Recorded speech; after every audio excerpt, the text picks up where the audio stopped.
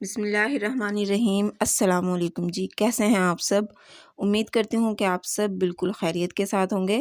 تو آج میں آپ کے لیے بہت ہی مزیدار ریسیپی لے کر آئی ہوں، ناشتے والے چنوں کی ریسیپی لے کر آئی ہوں۔ بہت ہی مزیدار یہ ریسیپی ہے اور بہت آسان ریسیپی ہے، بالکل بازار جیسے ہمارے یہ چنے تیار ہوں گے۔ تو آپ سے ریکویسٹ ہے ویڈیو کو اینڈ تک ضرور واچ کیجیے گا، اور اگر آپ کو ویڈیو پسند آئے تو آپ نے ویڈیو کو لائک کرنا ہے اور چینل کو بھی ضرور سبسکرائب کرنا ہے۔ تو چلیں جی پھر ہم ریسیپی کی طرف چلتے ہیں۔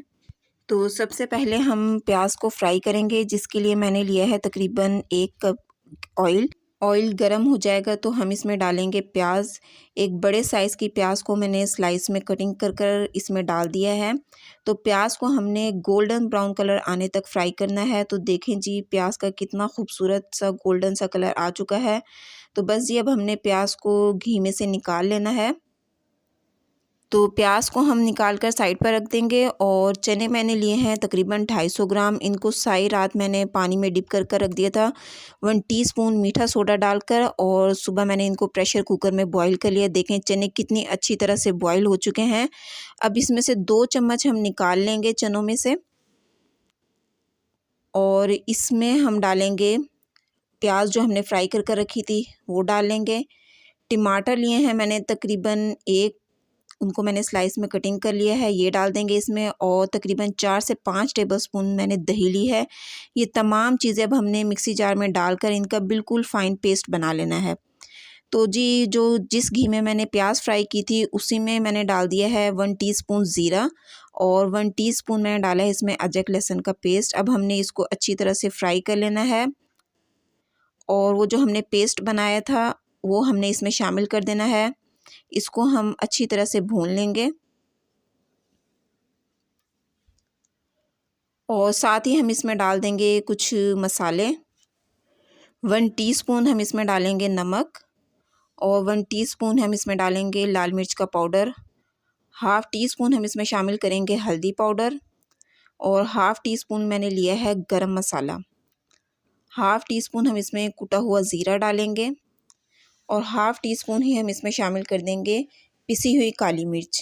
بس جی یہی مسالے ہمیں اس میں شامل کرنے ہیں۔ اب ہم نے ان تمام مسالوں کو اچھی طرح سے بھون لینا ہے۔